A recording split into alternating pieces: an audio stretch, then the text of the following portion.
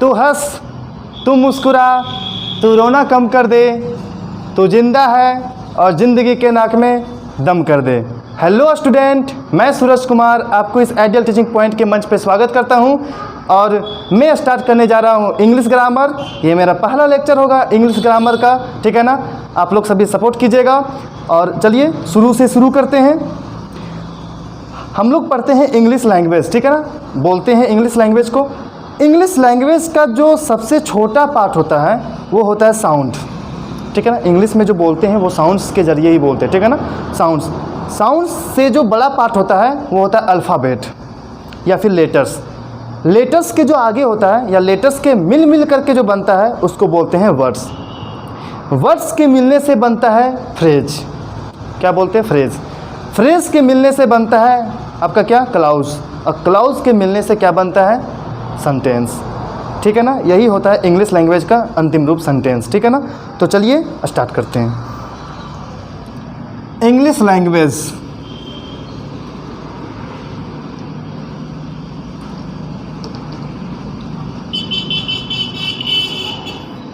सबसे छोटा पार्ट जो है वो होता है साउंड। साउंड्स बोल दीजिए। साउंड से जो बड़ा पार्ट होता है वो होता है अल्फ़ाबेट।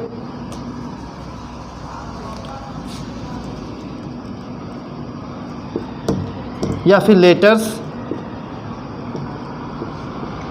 लेटर्स से जो बड़ा पार्ट होता है उसको बोलते हैं वर्ड्स।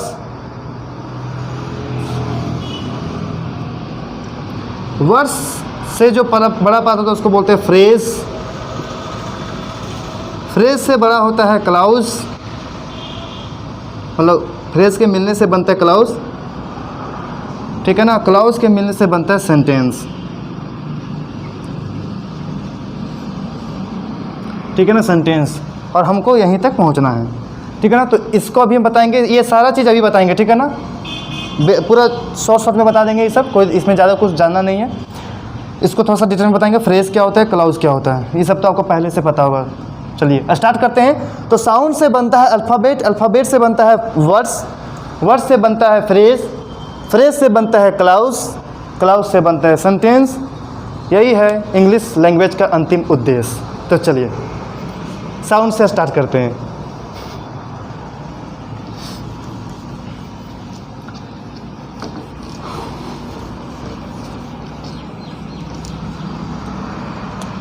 साउंड्स।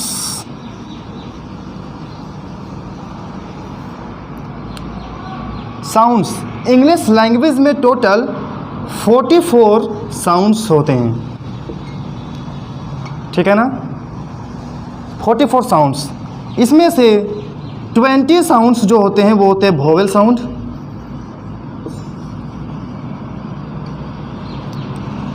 और 24 जो होते हैं, 24 जो होते हैं वो होते हैं कॉन्सोनेंट।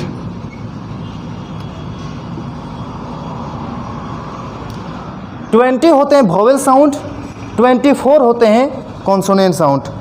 वोवेल साउंड हम कब कहेंगे? साउंड का हिंदी क्या होता है? आवाज़। जो हम आवाज़ निकालते हैं ना उसी को तो बोलेंगे ना साउंड। कुछ भी हम बात करते हैं तो साउंड्स के ज़रिए से ही बोलते हैं ना। तो वोवेल साउंड हम कब कहेंगे?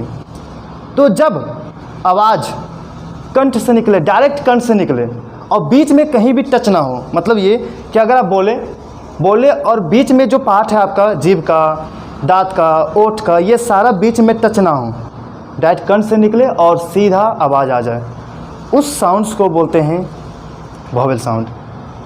जैसे बोलते हैं हिंदी में बोलते से आ बोल के देखिए, आ, तो डायरेक्ट आ बोले और सीधा वो कहा क्या आ बोलते समय क्या आपको ओठ को या फिर जीभ को या फिर कुछ भी पार्ट को अंदर में, मुंह में, क्या आपको टच करना पड़ा, ऊपर नीचे करना पड़ा? कुछ भी नहीं, बिल्कुल नहीं करना पड़ा।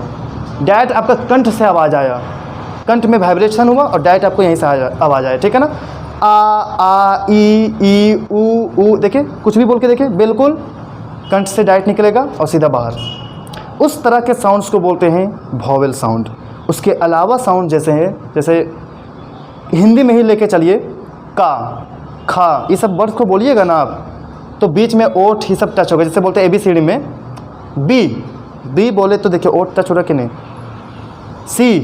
डी, देखिए डी, ये सब बोलिए, सब टच होगा, बट जो वॉवेल साउंड होता है वो सारा डायरेक्ट यहाँ से निकलता है, ठीक है ना, कंठ से। तो ये होता है 20 वॉवेल साउंड। और उसके अलावा अगर जो साउंड बोलने के लिए हमको बीच में ओठ उसको टच करना पड़ रहा है तो वो हो जाएगा कॉन्सोनेंट साउंड। आया समझ में? वॉवेल साउंड कब कहेंगे? जो कंठ से डायरेक्ट निकले और बीच में कहीं भी टकराए, मतलब बीच में कहीं भी कोई भी पार्ट ना टकराए, दैट इज़ वॉवेल साउंड। अब आते हैं हम लोग अल्फ़ाबेट। ये तो आप लोग जानते होंगे बचपन से, जब छोटे मोटे बच्चे होंगे ना उस समय अल्फ़ाबेट को पढ़ते होंगे, मैम पढ़ाते होगी ए बी, अल्फ़ाबेट्स या फिर लेटर्स बोल सकते हैं, ठीक है। अल्फ़ाबेट टोटल होते हैं 26। 26 में कितने वोवेल होते हैं बताइए तो, जल्दी सोचिए, कितने होते हैं? 6 वोवेल होते हैं ना? नहीं, 6 नहीं, 5 वोवेल। आपको लगा कि सर को तो आता ही नहीं है, 6 वोवेल बोल रहे हैं, वाह। एक्चुअल में 5 वोवेल होता है, ठीक है ना, 5 वोवेल। और आपका होता है 21 consonant, okay. 5 vowel and 21 consonant होते हैं हमारे टोटल अल्फ़ाबेट, ठीक है ना। अल्फ़ाबेट में टोटल 5 वोवेल और 21 कॉन्सोनेंट होता है। वोवेल में कौन कौन है? ए, E, I, O, you. Consonant किसको बोलेंगे? B, C, D, F, X, Y, Z, पूरा आगे तक। तो ए, आई, वो, यू के अलावा जो बचा वो सारा क्या हो जाएगा? कॉन्सोनेंट हो जाएगा, ठीक है ना। तो ये हो गया अल्फ़ाबेट। तो ये जो बोलते हैं अल्फ़ाबेट ए, आई, वो, यू, वो सारा साउंड्स के मदद से ही बोलते हैं, ये मत भूलिएगा, ठीक है ना। साउंड्स के मदद से ही A, E, I, O, U, P, Q, R, S, T, ये सारा साउंड्स के मदद से है। साउंड नहीं तो कुछ नहीं। चलिए इसके आगे आते हैं वर्ड्स, ठीक है ना। अच्छा तो लग रहा होगा, और अच्छा लग रहा है तो प्यारा सा कमेंट में लिख दीजिए, बढ़िया है।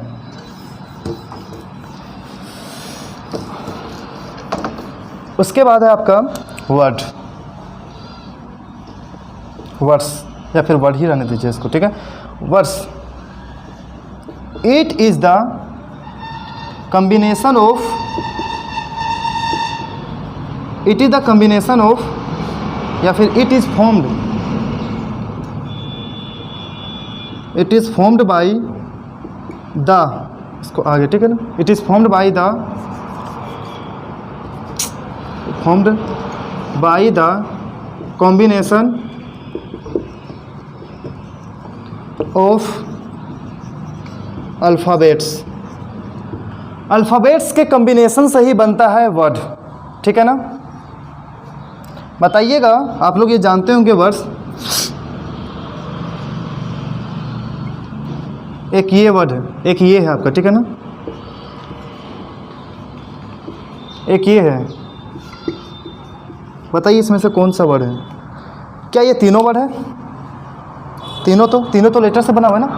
एन एक लेटर, ई एक लेटर, आई भी एक लेटर से मिलकर के बना है, उसको वर्ड बोलेंगे। ये भी 3 लेटर से बन के बना है, वर्ड बोलेंगे। ये भी 3 लेटर से बन के बना है, वर्ड बोलेंगे। तो मतलब तीनों वर्ड हो गए? नहीं, तीनों वर्ड्स नहीं है। ये आपका वर्ड नहीं है, ये भी आपका वर्ड नहीं है, ये आपका वर्ड नहीं है। बताइए तो NEI मतलब क्या होता है? NEI का मतलब बताइए, दिखाइए। कुछ भी नहीं होता है। अगर आप लोग जानते होंगे तो बहुत तेज़ हैं आप लोग। NEI मतलब हमको नहीं पता, कुछ नहीं होता है। ILT क्या होता है? कुछ होता है? कुछ भी नहीं होता है। पेन, ये एक मीनिंगफुल है, ठीक है ना। एक मीनिंग, अपना एक मीनिंग दे रहा है ना। पेन मतलब कलम। तो जो एक, जब वर्ड्स को मिलाने से एक सही मीनिंग दे, उस तरह के कॉम्बिनेशन को बोलते हैं हम लोग वर्ड। मतलब कि लेटर्स के कंबाइन किए हैं, लेटर्स को मिलाए हैं, बट उन लेटर्स के मिलने से एक सही मीनिंग उसका देना चाहिए, तभी हम उसको बोलेंगे वर्ड बन गया। अन्यथा उसको वर्ड नहीं बोलेंगे। ये मेरा वर्ड नहीं है, ये मेरा वर्ड नहीं है, बट ये मेरा वर्ड है, क्योंकि पेन का मतलब कलम आपको पता है। ओके, तो चलिए नेक्स्ट हम चलते। इसके बाद ये सब तो आपको पता होगा। अब हम चल रहे हैं आपको क्लाउज में, फ्रेज में। ठीक है ना। ये सब तो पता होगा। वर्ड किसको बोलेंगे? Combination of alphabet which give meaningful meaning या फिर मीनिंगफुल सेंस, ठीक है ना, या फिर मीनिंगफुल हिंदी, जो भी बोल सकते हैं। अब आता है आपका फ्रेज। इसको समझिएगा, आप लोग इसको नहीं जानते होंगे।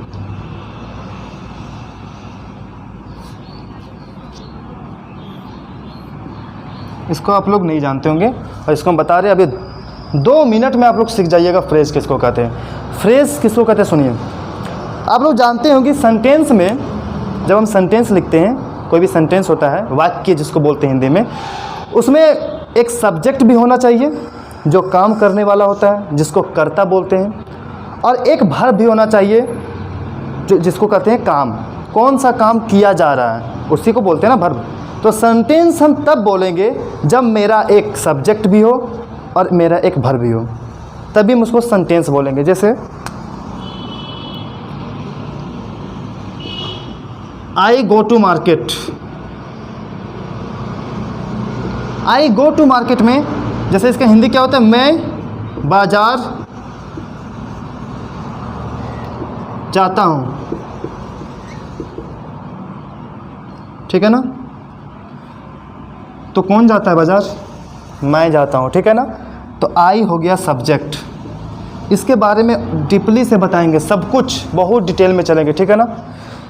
गो क्या हो गया? वर्ब। बस अभी सुन लीजिए और बर्दाश्त कर लीजिए, ठीक है। जो बता रहे उसको बर्दाश्त करते चलिए, सिंपल सा। आपका सब्जेक्ट हो गया, वर्ब हो गया, तो बोले सब्जेक्ट और वर्ब जिसमें है वो आपका क्या हो गया? सेंटेंस। तो दिस इज द सेंटेंस। ये आपका सेंटेंस हो गया, ये आपका क्या हो गया? सेंटेंस हो गया। अब सुनिए, बट फ्रेज किसको बोलेंगे? जिसमें पहली बात, फ्रेज आपका कॉम्बिनेशन ऑफ वर्ड्स होता है। फ्रेज का डिफिनेशन पहले लिखते हैं, ठीक है ना, उसके बाद आपको समझ में आएगा।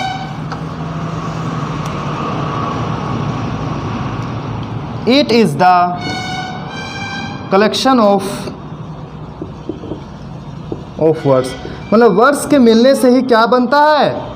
फ्रेज बनता है, ठीक है ना। फ्रेज बनता है। इसमें कोई भी सब्जेक्ट नहीं होना चाहिए। हाँ, ये है, कोई भी सब्जेक्ट नहीं होना चाहिए, ठीक है ना। कोई भी वर्ब नहीं होना चाहिए। जब सब्जेक्ट नहीं तो वर्ब नहीं, बस दोनों गोल। बिल्कुल नहीं होना चाहिए। ना सब्जेक्ट होना चाहिए, जिसमें सब्जेक्ट नहीं है और जिसमें वर्ब नहीं, मतलब दोनों में से एक भी नहीं है, उस तरह के वर्ड्स के कॉम्बिनेशन को बोलेंगे फ्रेज। देखें यहाँ पे, जैसे बोलते हैं मैंगो ट्री। बस इतना ध्यान रखिएगा कि वो एक मीनिंगफुल सेंस देना चाहिए, ठीक है ना। एक मीनिंग, एक अपना एक सही हिंदी होना चाहिए, ठीक है ना। ऐसा नहीं कि गड़बड़ कुछ भी लिख दिए हम। मैंगो क्या कोई ये वर्ब है? बिल्कुल नहीं है। मैंगो क्या कोई ये सब्जेक्ट है? क्या कोई करता है? क्या मैंगो कुछ काम कर रहा है यहाँ पे? बिल्कुल नहीं। जो काम करता है उसी को तो ना सब्जेक्ट बोलते हैं ना, उसी को ना कर्ता बोलते हैं। तो यहाँ पे ये ना सब्जेक्ट है ना वर्ब है। ट्री क्या ये सब्जेक्ट है? नहीं। क्या ये वर्ब है? नहीं, बिल्कुल नहीं। तो ना सब्जेक्ट है ना वर्ब है, मतलब फ्रेज ये हो सकता है। बिल्कुल, ये आपका फ्रेज है। अब देखिए, ये फ्रेज तभी बोलेंगे अब जब ये अपना एक सही मीनिंग देना चाहिए। तो मैंगो ट्री का हिंदी होता है अमरूद का पेड़, नहीं, आम का पेड़। मैंगो ट्री का हिंदी क्या होता है? आम का पेड़। क्या ये सही मीनिंग दे रहा है कि नहीं? बिल्कुल सही मीनिंग है। तो मैंगो ट्री, मैंगो हो गया एक वर्ड हो गया मैंगो, और ट्री हो गया दूसरा वर्ड। तो इन दोनों के वर्ड से क्या बन गया? ये फ्रेज बन गया। क्या इसमें कोई सब्जेक्ट है? नहीं। क्या इसमें कोई वर्ब है? नहीं। तो जिसमें सब्जेक्ट और वर्ब ना हो वो आपका क्या बन जाएगा? फ्रेज बन जाएगा, ठीक है ना। जैसे कि अगर हम बोलते हैं अभी, जैसे कि आई सिंग a song, I Singh a song. अब आप लोग खुद देख के बताइए कि क्या होगा फ्रेज, किसको बोलेंगे? मैं गाना गाता हूँ। आई सिंग अ सॉन्ग, मैं गाना गाता हूँ, या फिर मैं एक गाना गाता हूँ। आई सिंग अ सॉन्ग, ये आपका क्या हो गया? सब्जेक्ट हो गया। सिंग आपका क्या हो गया? वर्ब हो गया।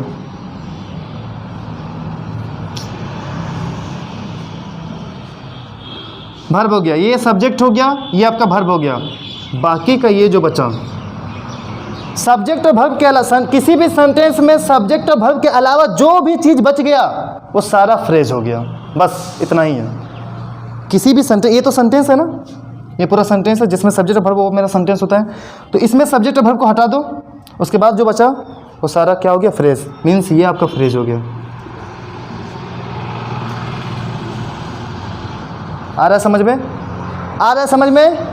आ रहा है समझ में? ठीक है, तो ये आपका फ्रेज हो गया। जैसे कि अगर बोलते हैं आई गो टू मार्केट, अब बताइए, सोच खुद से बताइए, आई गो टू मार्केट, मैं बाजार जाता हूं, सेंटेंस है? बिल्कुल है, क्योंकि आई सब्जेक्ट, गो क्या हो गया, भर्ब। इसमें क्या, ये क्या है ना, इसमें सब्जेक्ट ना भर्ब है, ये आपका क्या फ्रेज है, क्या है आपका, ये फ्रेज है। आया समझ में? जिसमें सब्जेक्ट और भर्ब नहीं है वो आपका फ्रेज हो गया। बस इतना ही याद रखना, इतना इजी है फ्रेज, कुछ नहीं है। चलिए अब इसके बाद आते हैं क्लाउज। अब आप लोग अपने से सेंटेंस बनाइएगा, हिंदी में या इंग्लिश में, किसी में भी सेंटेंस बनाइएगा, और वो आपका उसमें से जो सब्जेक्ट और भर्ब के अलावा जो पार्ट बच गया ना, वो उसको बना दीजिएगा सीधा फ्रेज। अब आता है क्लाउज। क्लाउज, पहली बात, क्लाउज जो है इसमें सब्जेक्ट एंड भर्ब होना जरूरी है, और जिसमें सब्जेक्ट और भर्ब नहीं है तो वो क्या हो जाएगा, फिर क्या हो जाएगा, फ्रेज हो जाएगा। और जिसमें सब्जेक्ट और भर्ब रहेगा उसको क्या बोलेंगे, सेंटेंस, या तो फिर क्लाउज। तो क्लाउज को ही सेंटेंस कहते हैं हम लोग। क्लाउज जो है मतलब क्लाउज ही एक तरह का सेंटेंस ही होता है। अभी पता चल जाएगा कैसे कैसे, सब पता चलेगा। तो क्लाउज हम तभी बोलेंगे जब उसमें सब्जेक्ट और भर्ब हो। जब सब्जेक्ट और भर्ब नहीं है तो वो फ्रेज है, सब्जेक्ट और भर्ब है तो वो क्लाउज है, और जब वो क्लाउज है तभी वो सेंटेंस है। बस ठीक है ना। एक आपका एग्जाम्पल जैसे लेते हैं, इसको समझिएगा ध्यान से, ठीक है। If he comes I will give him some books. If he comes I will give him some books, इसका हिंदी हुआ अगर वह आता है। इसका हिंदी हुआ अगर वह आता है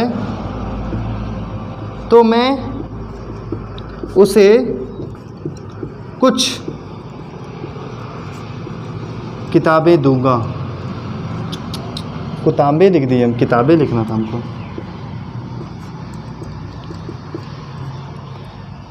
if he comes I will give him some books, अगर वह आता है तो मैं उसे कुछ किताबें दूंगा।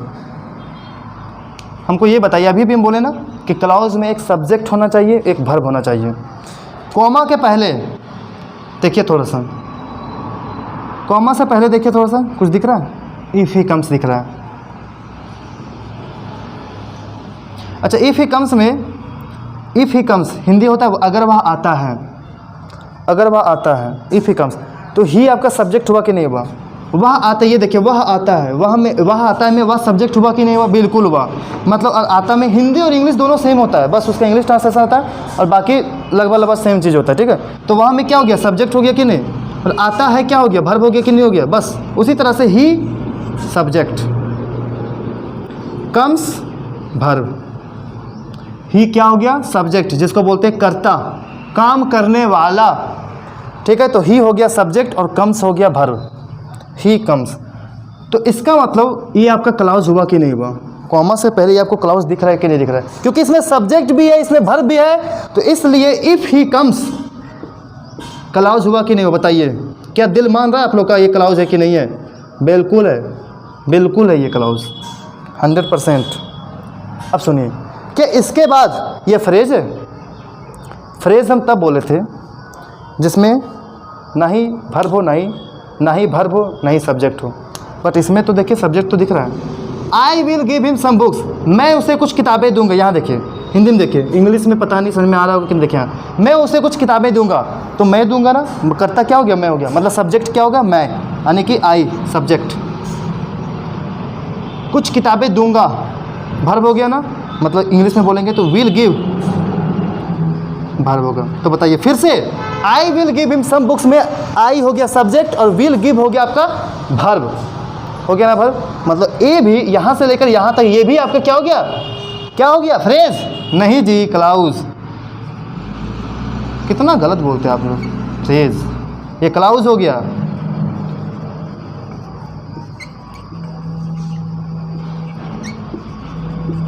ये भी आपका क्लाउज है, ठीक है ना। इसको मान लीजिए क्लाउज नंबर 1, इसको मान लीजिए क्लाउज नंबर 2, ये आपका क्लाउज नंबर 1 हो गया और इसको मान लीजिए क्लाउज नंबर 2। अब सुनिए, क्लाउज के दो पार्ट होते हैं, एक होता है डिपेंडेंट क्लाउज और एक होता है इंडिपेंडेंट क्लाउज। क्लाउज के दो पार्ट, डिपेंडेंट, आज के बाद क्लाउज और फ्रेज को बिल्कुल नहीं भूलिएगा, ये दावा है मेरा। इंडिपेंडेंट क्लाउज, डिपेंडेंट क्लाउज और इंडिपेंडेंट क्लाउज। तो अब आता है बात, ये तो क्लाउज दोनों है, चलो ठीक है, ये दोनों क्लाउज है और ये दोनों को मिला करके मेरा सेंटेंस बन रहा है, ठीक है ना, ये दोनों मिला के सेंटेंस बन रहा है, ठीक है। तो ये दोनों क्लाउज है, तो किसको बोलेंगे डिपेंडेंट क्लाउज और किसको बोलेंगे इंडिपेंडेंट क्लाउज। सुनिए, डिपेंडेंट क्लाउज किसको बोलेंगे, अगर हम बोलते हैं अगर मैं वहाँ जाता, अगर मैं वहाँ जाता, आप किसी को बोल रहे इस तरह से, कोई आपके सामने है, आप बोल रहे उसको अगर मैं वहाँ जाता, बस चुप, इतना बोल के आप चुप हो गए, तो क्या ये सेंटेंस पूरा हुआ? क्या लग नहीं रहा है कि हमको आगे कुछ और बोलना चाहिए था? अगर आप ये बोलते अगर मैं वहाँ जाता तो मुझे वहाँ मिठाई मिलता, अब लग रहा है कि हाँ अब ये पूरा हो चुका है। बट अगर हम खाली बोलेंगे अगर मैं वहाँ जाता, इतना बोल के लग नहीं रहा है कि कुछ अधूरा अधूरा सा, कुछ कमी कमी सा ऐसा लग रहा है कि नहीं लग रहा है? हाँ बिल्कुल लग रहा है। अगर मैं वहाँ जाता, क्या ये क्लाउज है कि नहीं है? बिल्कुल है। अगर मैं वहाँ जाता तो मैं हो गया सब्जेक्ट और वहाँ जाता, जाता हो गया वर्ब, मतलब इसमें वर्ब भी है सब्जेक्ट भी है, बिल्कुल हिंदी की तरह ही है।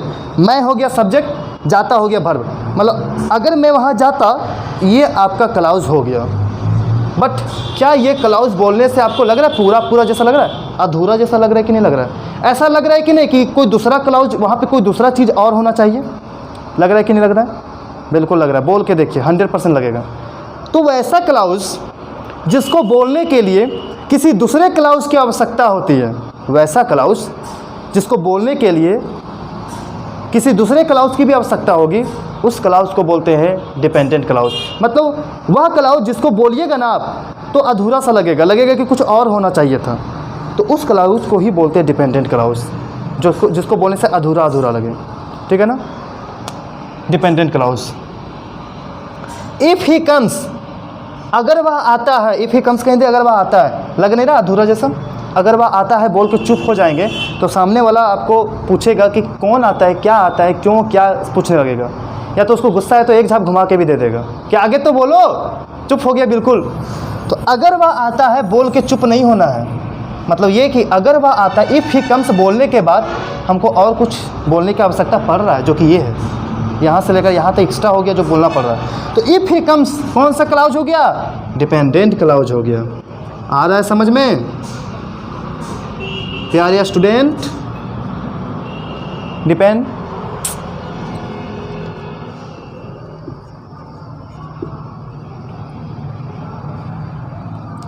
I will give. अब देखिए, अब ये तो हो गया डिपेंडेंट क्लाउज, डिपेंडेंट क्लाउज, ठीक है, समझ में आ गया होगा ना? समझ में आ गया होगा। अगर समझ में नहीं आया तो फिर से देखिए, उसको समझ में आ जाएगा।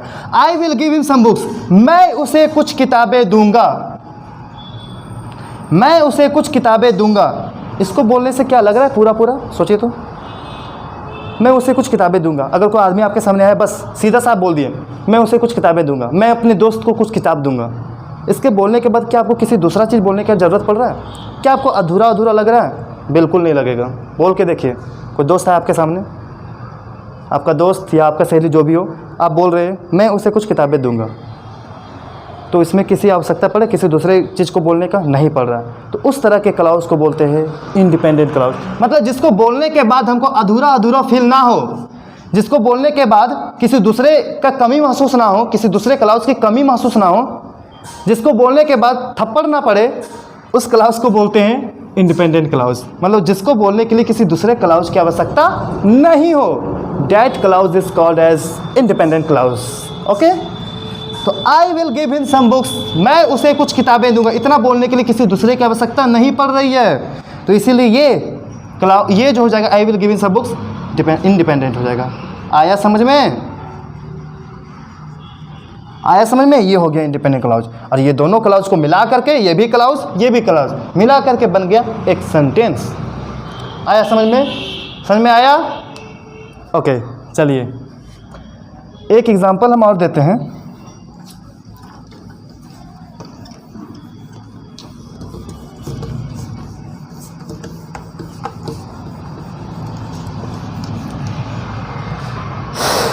जैसे कि अगर हम बोलते हैं, फिर से वही एग्जांपल,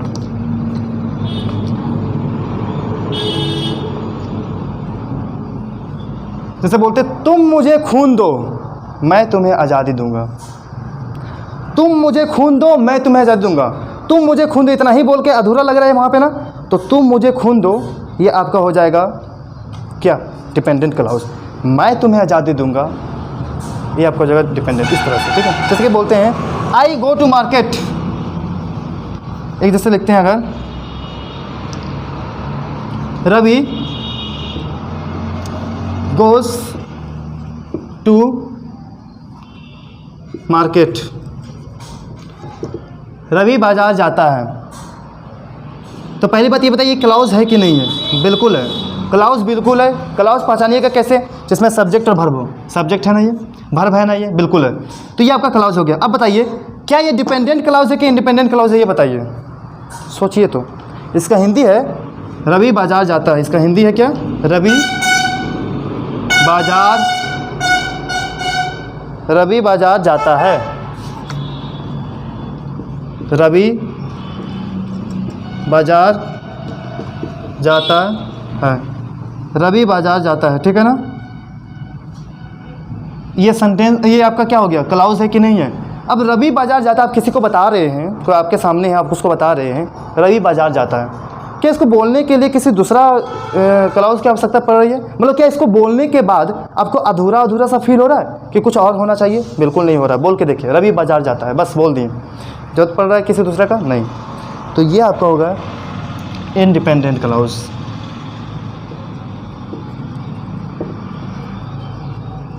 इंडिपेंडेंट क्लाउज आ रहा समझ में? क्या ये सेंटेंस है कि नहीं है? इसको हम अकेले लिख दिए, क्या ये सेंटेंस है कि नहीं है? सोच के बताइए, क्या ये सेंटेंस है?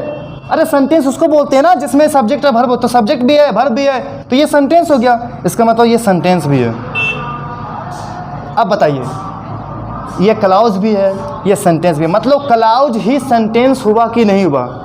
क्या क्लाउज सेंटेंस हुआ कि नहीं हुआ? अब कौन सा क्लाउज सेंटेंस हुआ? इंडिपेंडेंट क्लाउज को सेंटेंस हम लोग बोल सकते हैं। अगर हम लिखते हैं, अगर हम एक एग्जांपल लिखते हैं, इफ रवि गोज, बस इतना लिख के छोड़ दिए, इफ रवि गोज, अगर रवि जाता है, इतना बोल के लगेगा नहीं? अधूरा अधूरा अधूरा अधूरा लग रहा है कि नहीं लग रहा है? सेंटेंस अधूरा नहीं होना चाहिए। सेंटेंस हम तब कहेंगे जब वो अधूरा ना हो। सेंटेंस अगर हम कोई भी चीज़ को बोल रहे हैं तो उसमें अधूरापन का एहसास नहीं होना चाहिए, तभी हम उसको बोलेंगे ये सेंटेंस है। रवि गोज टू मार्केट में ये सेंटेंस था, क्योंकि इसको बोलने के बाद हमको अधूरेपन का एहसास नहीं हुआ। बट इफ रवि गोज में हम बोल रहे हैं इफ रवि गोज, क्या अगर रवि जाता, इफ रवि गोज कहें तो अगर रवि जाता, तो इसको बोलने के बाद अधूरा जैसा लग रहा है कि नहीं? तो ये आपका सेंटेंस नहीं हुआ। बट ये क्लाउज जरूर है, ये सेंटेंस नहीं है, बट ये क्लाउज जरूर है। कौन सा क्लाउज है? डिपेंडेंट क्लाउज है, डिपेंडेंट क्लाउज। तो मतलब ये कि डिपेंडेंट क्लाउज सेंटेंस नहीं होता है, इंडिपेंडेंट क्लाउज को सेंटेंस बोल सकते हैं, और डिपेंडेंट और इंडिपेंडेंट क्लाउज को मिला करके भी सेंटेंस बोल सकते हैं। आया समझ में? आया समझ में? तो इस तरह से डिपेंडेंट क्लाउज सेंटेंस नहीं होता है, इंडिपेंडेंट क्लाउज को सेंटेंस बोल सकते हैं, क्योंकि इंडिपेंडेंट क्लाउज ही अधूरेपन का एहसास नहीं दिलाता है, ठीक है ना, वो हम अकेले ही इसको बोल सकते हैं, तभी ये सेंटेंस कहला गया। बट हम इसको इफ़ रवि गोज ये अकेले नहीं बोल सकते, तो ये सेंटेंस नहीं है, बस ये क्लाउज का क्लाउज ही है, सेंटेंस नहीं बना। बट ये क्लाउज से प्रमोशन पाके सेंटेंस तक पहुंच गया, मतलब ये क्लाउज भी है सेंटेंस भी है। आ गया समझ में? उम्मीद है आप सभी को आज का टॉपिक समझ में आ गया होगा, जो कि बताए थे फ्रेज़ और क्लाउज, ये तो बेहतरीन समझ में आ गया होगा, उम्मीद है, ठीक है ना। और समझ में नहीं आया तो फिर से बैक कीजिए, और इसके बाद हम ग्रामर में घुस जाएंगे, अच्छे तरीके से बहुत डिटेल में बताएंगे। और ये जो है आपका किसी भी कॉम्पिटिटिव एग्ज़ाम के लिए होगा, एसएससी या एसएससी जीडी, रेलवे, मतलब जो भी, रेलवे में तो हालांकि इंग्लिश नहीं आता है, पर जो भी एग्ज़ाम में इंग्लिश आता है वो सभी के लिए 9 हो गए, 10 हो गए, हालांकि थोड़ा डिटेल में रहेगा, बट ये 9, 10 वालों भी देख सकते हैं, कोई प्रॉब्लम नहीं है। एयरफोर्स के लिए तो ऑलरेडी हम डिफेंस के लिए बनाते हैं, तो एयरफोर्स के लिए तो हो ही जाएगा, कोस्ट गार्ड के लिए हो ही जाएगा, आपका नेवी के लिए, एनडीए के लिए, ये सब पढ़िएगा तो एनडीए सब में इससे बाहर इंग्लिश नहीं आएगा, बस थोड़ा सा वोकैबुलरी आ जाता है बाहर, तो उसको याद करना पड़ेगा, बस ग्रामर आपका यहीं से ख़त्म होगा, ठीक है ना। तो चलिए इतना ही कह के समाप्त करते हैं, आप लोग सब अच्छे होंगे, तो धन्यवाद। तू हंस, तू मुस्कुरा,